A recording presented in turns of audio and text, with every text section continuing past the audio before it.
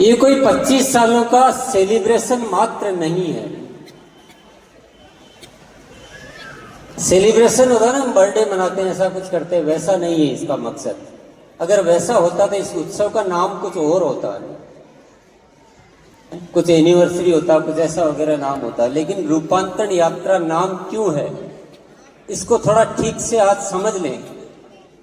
3 शब्द इसमें दिए गए हैं, सेवा, स्वास्थ्य और संस्कार।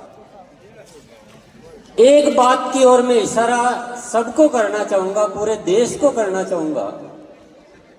पैसा जिंदगी में सभी को चाहिए, लेकिन पैसे को हमने ऐसी जगह बिठा दिया है कि ये पूरे दुनिया को खराब कर दिया इसने।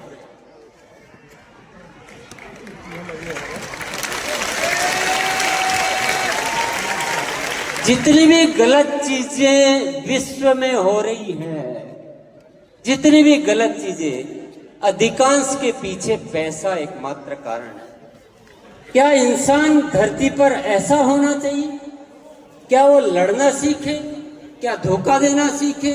इतना स्वार्थ में डूब जाए कि तरह तरह के रोज ये जो धोखाधड़ी, ये जो नफरतें हैं, ये जो लड़ाई झगड़े हैं, इसका ये पैसा बहुत बड़ा कारण बन चुका है। इसलिए साथियों, यहाँ पे पैसा नहीं लिखा गया, यहाँ सेवा लिखी गई है।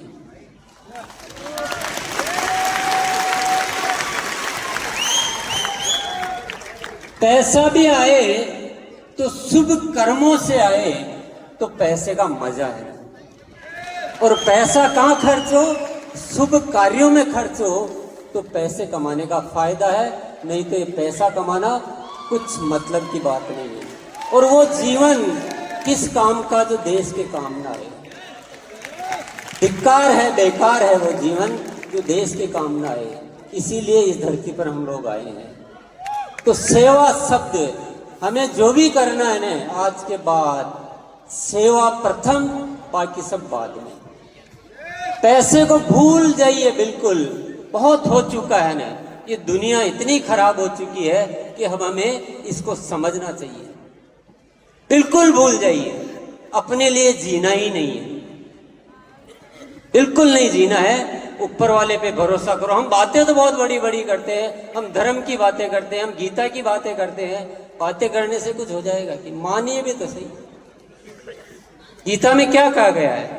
कृष्ण भगवान ने कहा है कि आपको अगर जो चाहिए तो आप वह करो जो मैं चाहता हूं। लेकिन हम क्या करते हैं? हमको विश्वास नहीं है, न ऊपर वाले पे विश्वास है, न गीता पे विश्वास है, न किसी चीज पे विश्वास है, और हम लग जाते हैं दुनिया को कुछ भी गलत सलत करके पैसा कमाने। शुभ कार्य करो साथियों, पैसा आएगा, अपने आप आएगा। पैसा ही हम है, पैसे के लिए ही जीते हैं, पैसा ही इकट्ठा करना है, चाहे कैसे भी हो। ये कोई जीवन नहीं है, ये नरक बना दिया इस धरती को। तकलीफ हमें ही भुगतनी। तो रूपांतरण यात्रा का मकसद है हम सब साथी सेवा भाव में आए और नए भारत का निर्माण करें। ये साथियों जो भी शब्द आते हैं ना, मैं नहीं लिखता हूं, मैं नहीं बनाता हूं, ऊपर से कोई विचार आता है और उन शब्दों को यहाँ लिख दिया जाता है। मुझे पता नहीं होता है कब क्या लिखा जाएगा, मुझे पता नहीं कि ये रूपांतरण यात्रा शब्द होगा। ये सब अपने आप इशारे जो आते हैं। हमारा काम इतना है कि भैया जो ऊपर वाला बजाए वैसे बज जाओ बस। तो क्या वादा करते हैं आप लोग? भरोसा है? हम 100% सेवा के लिए करेंगे तो कोई तकलीफ ना, गाड़ी लाना, बंगले बनाना, ये तो कोई भी कर सकता है। नया भारत तो हर कोई नहीं बना सकता। बंगले के सुख तो आपने बहुत देखे, गाड़ियों के सुख तो बहुत देखे हैं। किसी दिन वो सुख देखना शुरू कर दो कि दुनिया के निर्माण में जो सुख मिलता है वो करोड़ों गाड़ियां सामने आ जाए ना, वो उसका मुकाबला नहीं कर सकता। पूरी दुनिया की दौलत एक तरफ रख दो, वो आपको सुख नहीं दे सकती है। यदि आप अपने जीवन को विश्व कल्याण में लगा दो, वो जो सुख है आत्मा का, उसके मुकाबले कोई धरती पर सुख नहीं हो सकता। आज हम सब वादा करते हैं, और आप 22 तारीख को भिलवाड़ा में जो भी साथी आएंगे, अभी यात्रा का अंत नहीं है। ये 22 तारीख से इससे एक आगे के कदम की नई शुरुआत होने वाली है। हमें नया इतिहास लिखना है। हमें वो दुनिया बनानी है जो दुनिया होनी चाहिए। इंसान जो भूल गया है उस इंसानियत को पुनः लाना है इस धरती पर। तो साथियों, किसी गलत फहमी में न जिए, छोटी मोटी चीजों पे न डूबे, छोटे छोटे सपनों को अपने जीवन में न पाले। सपना पाले तो एक ही पाले, नए भारत का निर्माण।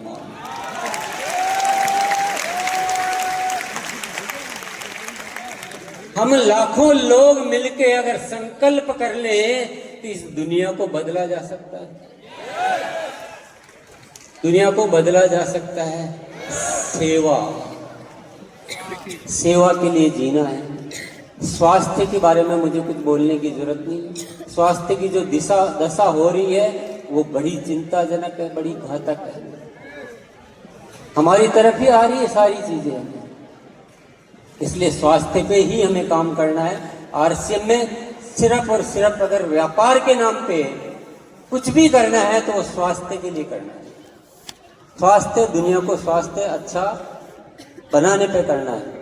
तो अभी आरसीएम का आगे पूरा जो जोर चलने वाला है वो हेल्थ पर चलने वाला है और कोई मजाक नहीं है साथियों। आरसीएम की एक ही खूबी है, आपने देखा होगा कि यहाँ शब्द प्रचार के लिए नहीं बोले जाते हैं, या शब्द कहानियों के लिए नहीं बोले जाते हैं, यहाँ शब्द जिए जाते हैं।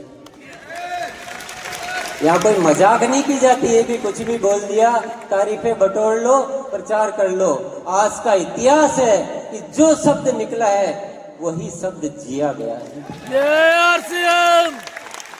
और मैं आपके सामने खड़ा हूँ, ऊपर वाले का बड़ा आशीर्वाद है और बड़ी तैयारियां हैं और बड़ा सब कुछ देता है ऊपर वाला साथियों, सब कुछ देता है वो। उसकी कृपा बड़ी निराली है। अभी स्वास्थ्य पे क्या क्या काम होने वाले आप देखकर आपके रोंगटे खड़े हो जाएंगे।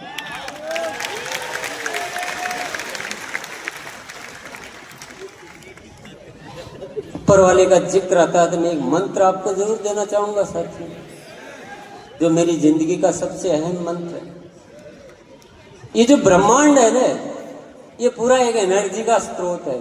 यहाँ पर बहुत सारी वाइब्रेशन चलती, बहुत सारी फ्रीक्वेंसी चलती है। जैसे आप रेडियो लगाते हैं तो कुछ लगाते हैं, 100 लगाते हैं तो 100 वाला चैनल आ जाता है। ये जिंदगी भी कुछ ऐसी ही है।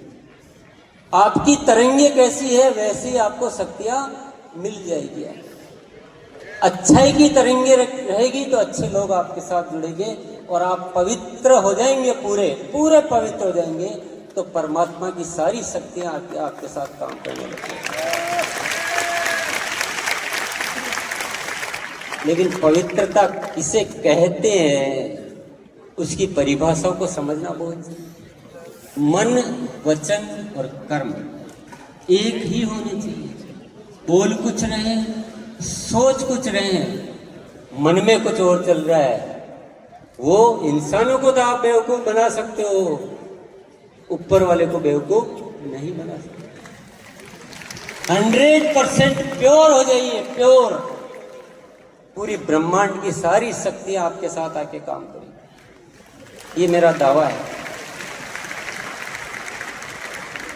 अनुपम खेर सर बैठे हैं, फिल्म का एक डायलॉग बड़ा बोला जाता है कि किसी चीज को शिद्दत से चाहो तो पूरी कायनात उसको पूरा करने में मदद करती है। भले ये फिल्म का डायलॉग है लेकिन बड़ा सही डायलॉग है, बड़ा सही डायलॉग है। आप अपने आप पर विश्वास कीजिए, ऊपर वाले पे विश्वास कीजिए, पूरे सच्चे बन जाइए। दिल से अपने लिए जीना नहीं है, इस दुनिया के लिए जीना है। सब कुछ अच्छा होगा। आरसीएम में भी अब तक जो भी हुआ है वो ऊपर वाले की कृपा से हुआ, नहीं तो मेरी क्या औकात है। मैं तो एक गांव का छोटा आदमी, छोटा सा, मुझे कुछ भी तो नहीं आता है, कोई ज्ञान नहीं है, लेकिन बस ऊपर वाले की बड़ी मेहर है। तो आज इतना बड़ा परिवार बन गया। मुझे कौन जाने भाई, इतना बड़ा परिवार मैं बना सकता हूँ, आप बना सकते हो क्या? कोई नहीं कर सकता। तो साथियों, थोड़ा सा जीवन को अलग बना लीजिए। जरूर पैसा हम सबके दिमाग में बना हुआ रहता है, पूरी दुनिया के बना हुआ है, पर हमें रास्ता बदलना पड़ेगा। अब समझ जाइए, अब समझ जाइए, एक बदलाव बहुत जरूरी है। चारों तरफ हम देखते हैं ना, आप आसपास ऑब्जर्व करते हो तो बड़ी जो बनी गई है, इसीलिए शब्द आया है, इसीलिए तैयारियां चल रही है। और ये यात्रा का न तो समापन है न कुछ है, अभी कुछ भी नहीं हुआ है। हमें जो करना है उसके मुकाबले अगर इसको गिने जाए तो 0.001% भी कुछ भी नहीं है। हमें तो बहुत बड़ी कहानी रचनी है, इस देश को बदलना है, इस दुनिया को बदलना है, इस विचारधारा को बदलना है। तो मैं बहुत ज़्यादा आज बात नहीं करूँगा कि हमारे बीच जो मेहमान आए हैं वो इतनी अच्छी अच्छी बातें कहते हैं कि उनको सुनने का मौका कब मिलेगा। आज अनुपम खेर सर, मनोज तिवारी सर आए थे तो वो ऐसी बातें बोल के गए कि हमारे में से शायद हम नहीं बोलते उससे ज़्यादा। क्यों साथियों, कैसा लगा? ऐसा हर जगह हो रहा है, हम जहाँ भी जा रहे हैं सबका बड़ा प्रेम मिल रहा है। साथियों, आपने समझा ये क्या है? क्या है समझा? कुछ समझने की कोशिश की? वो इसलिए नहीं बोल रहे हैं कि हम कोई व्यापार कर रहे हैं, समझे बात को? उन्होंने कोई अच्छाई देखी, समझ गए? छोटी सी अच्छाई इतना बड़ा चमत्कार कर सकती है। जिस दिन हम पूरा परिवार पूर्ण पवित्र हो जाएगा, उस दिन हर ताकत हमारे को सपोर्ट करेगी। समझ रहे हैं ना बात को? इसलिए अच्छे बन जाइए। जो होना जो हो गया, पीछे जो हो गया जो हो गया, अच्छे बन जाइए, पवित्र बन जाइए, सब कुछ बढ़िया हो जाएगा। एक गीत सुनेंगे, 2-3 मिनट का समय आप मोड़ लेंगे। तो गीत को थोड़ा सा, गीत का पर्पज गीत सुनाना नहीं है, मनोरंजन नहीं है, अपने भावों को पवित्र बनाना है। इसलिए मैं चाहूंगा कि हम सब अपनी आंखें बंद करें और अपने हृदय पे अपना हाथ। 45 साल पहले, हालांकि मैं नेशनल स्कूल ऑफ ड्रामा का गोल्ड मेडलिस्ट था, लेकिन रहने को जगह नहीं थी मेरे पास। मैंने बहुत सारी रातें रेलवे स्टेशन पर गुजारी, एक बेंच के ऊपर। और ये सच बात है, मैं इसलिए कह रहा हूं ताकि आप लोग सपने देखना ना बंद करें। आप लोग छाबड़ा साहब की तरह ऐसी जिंदगी के बारे में सोचें। आप में से भी बहुत सारे लोग अनुपम खेर बन सकते हैं, छाबड़ा साहब बन सकते हैं।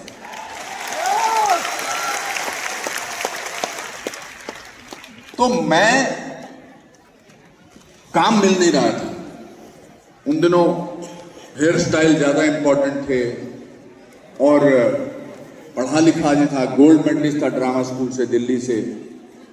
तो एक दिन जब मैं रेलवे स्टेशन के बेंच पर बैठता था तो 1:40 पर आखिरी ट्रेन जाती थी और 4:40 पर सुबह पहली ट्रेन शुरू होती थी।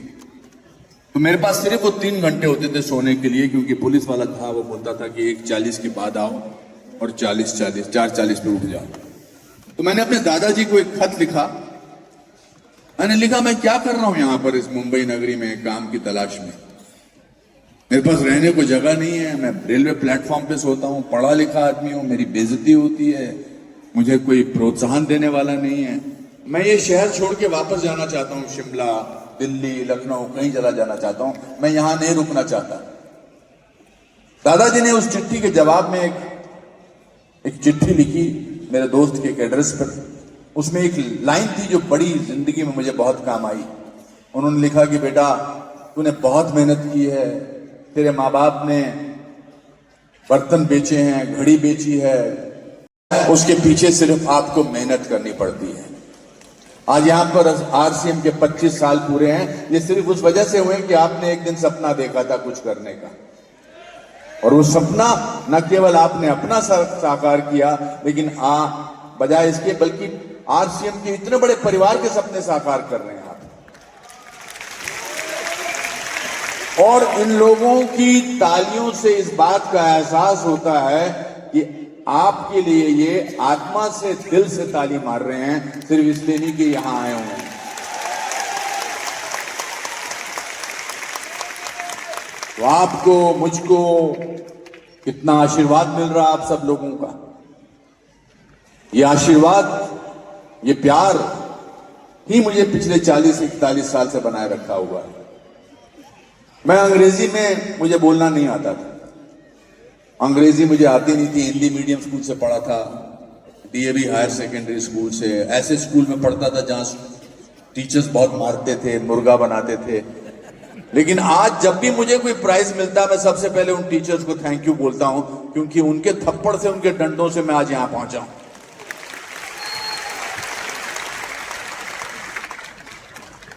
ठंड में, कोहरे में, आप लोग इतनी मात्रा में, तो आपके विश्वास को देखकर मुझे इस बात का विश्वास हो गया है कि कुछ अच्छा करो तो बहुत सारे लोग पीछे जुड़ते चले जाते हैं। दो लोगों की सख्त जरूरत होती है, जिनका आशीर्वाद, जिनका साथ आपको बहुत जरूरत होता है। एक तो माँ बाप, क्योंकि माँ बाप के आशीर्वाद के बगैर, माँ बाप के प्यार के बगैर, माँ बाप के जिंदगी न्यौछावर करने के बगैर हम लोग कुछ नहीं है, कुछ भी नहीं हूं मैं, और ना ही कुछ ला। दूसरा, देश, भारत देश हमारे लिए सबसे बड़ी, हमारे लिए सबसे ऊपर के स्थान पर होना चाहिए। जय जय, क्या बात है ऊपर वाले, अरे क्या मजा आया, क्या बात, सुंदर। सो हमारे पासपोर्ट में नाम के बाद दूसरा जो कॉलम होता है वो नेशनैलिटी होता है। नाम क्या है और आपकी नेशनैलिटी क्या है, और नेशनैलिटी में आप इंडिया, भारत लिखते हैं। इसलिए चाहे कुछ भी हो जाए, भारत को आगे बढ़ाने के लिए आपको कोई कदम पीछे नहीं रखना पड़ेगा, आगे बढ़ाते रहना है। और मैं पूरी दुनिया में घूमता हूं, मेरा पेशा ऐसा है, मेरा प्रोफेशन ऐसा है कि मुझे पूरी दुनिया में घूमने का मौका मिलता है। मैं पूरी दुनिया में घूमा हूं, लेकिन भारत जैसा देश कहीं पर भी नहीं है और ना कभी हो सकता है।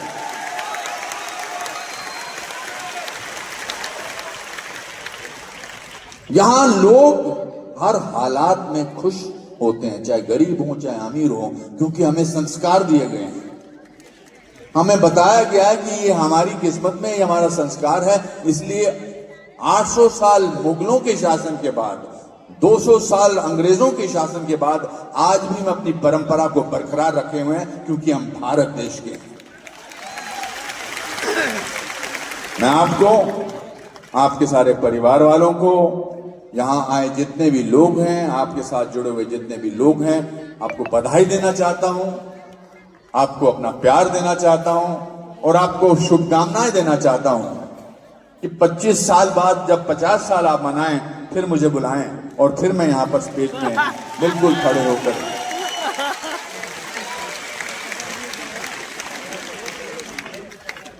बहुत बहुत, अब आपका मैं एक वीडियो बनाऊं जरा अच्छा सा, रुक जाइए, मजा आता है ना, देखो इतने सारे लोग इतनी अच्छी बातें करते हैं। सरदार जी, आप मेरा छोटा सा काम करेंगे? कहाँ गए आप लोग बेटा? ये ऐसे 1 मिनट रुक जा। हाँ जी, अब भारत माता की, भारत माता की, वंदे वंदे वंदे, वाह वाह वाह वाह वाह, तालियां, सुपर। भगवान आपको खुश रखे, आपका परिवार बढ़ता चला जाए।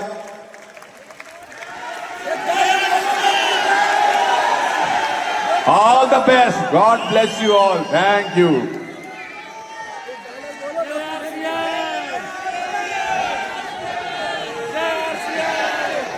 धन्यवाद बेटा, धन्यवाद। आप लोग बोल दो, अपना नारा लगा लो एक बार।